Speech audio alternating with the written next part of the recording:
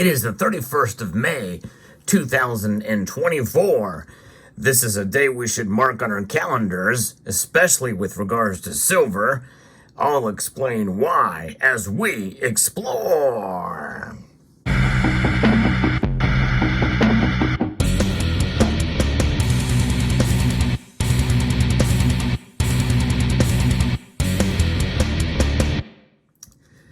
What we could witness today is history.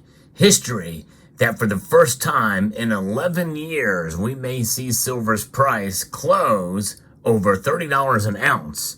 And I think that is intriguing to think about. That could send us into a psychological element of a bull market, not just based off of the price of where we think the bottom is for the price. In other words, the support or the resistance on the downside, but also temporally as well. Looking at it on the monthly, that breakout could be something that's on the horizon, another element that we'd think about here. And I remember those times well when it was over $30 an ounce, because I was thinking it was going to go right back up again. Because remember, the last time it was $30 an ounce, it was coming off the all-time high or near all-time high, about $48, $49, almost $50 an ounce in 2011. Essentially, we were reeling from that and thinking, well, it's just a matter of time before it goes right back up again and hit those numbers. Boy, I was naive back then, and even the early years of this channel, I talked about that and thought, well, we may see silver climb back up to that $50 mark again. But, you learn a lot about market activity, what moves the price, and never underestimate the psychology of the markets. And that's really a part of the natural market forces. But I think we should pay special attention today. Now, as I record this video, the markets have not opened up yet. And who knows where they're going to open up.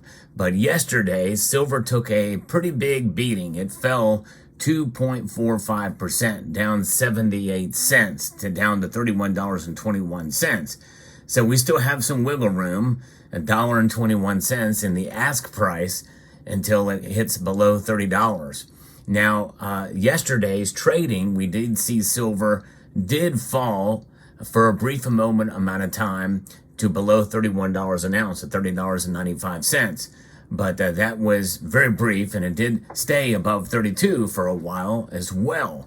So it is a volatile market, and I think that even if it falls below 30, which I kind of doubt, that's going to be a pretty big dramatic move if it were to fall that much, but it is possible.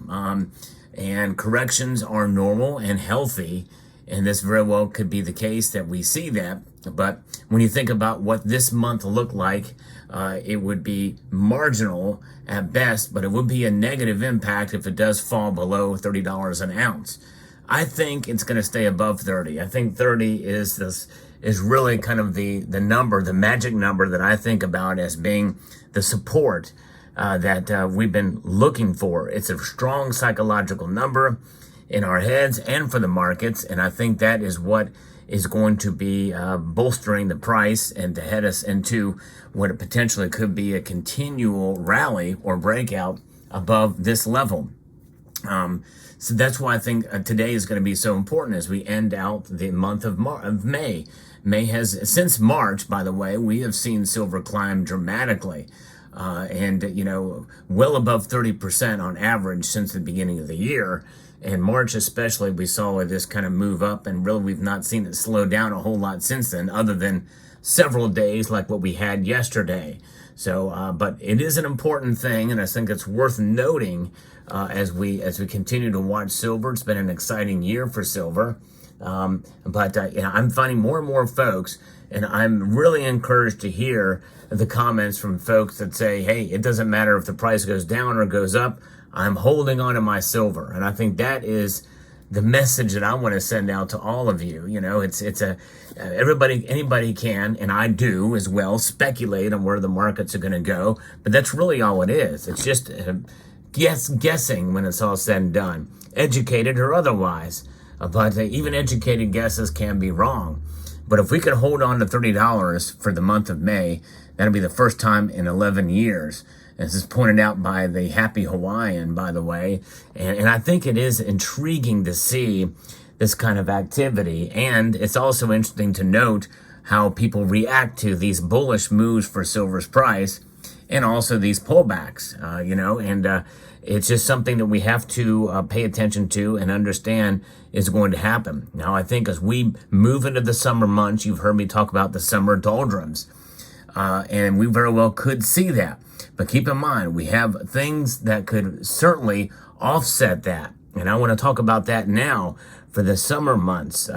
If in a normal year, we would see probably the doldrums, the summer doldrums, where the price just doesn't do a whole lot.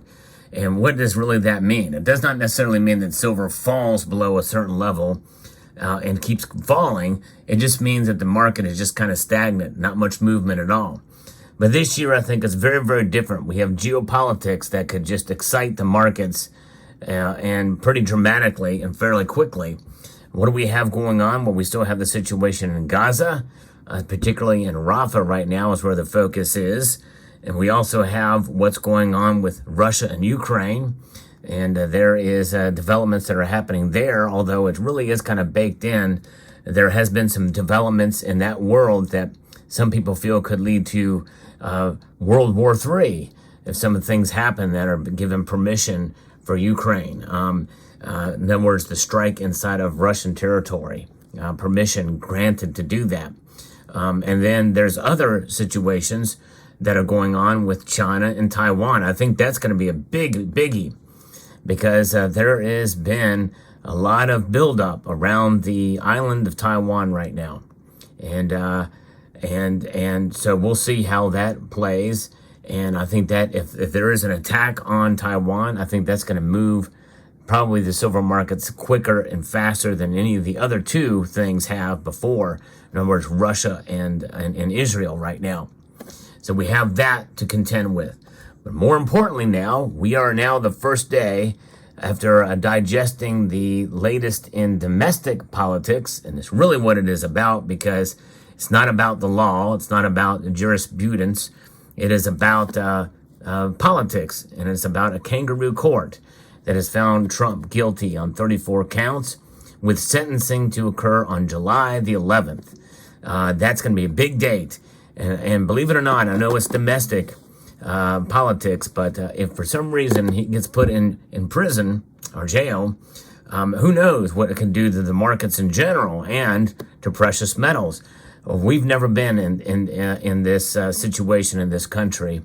And if a situation like this that we've never been in, we don't know how it's going to affect the markets, including precious metals, even though it doesn't seem like it should.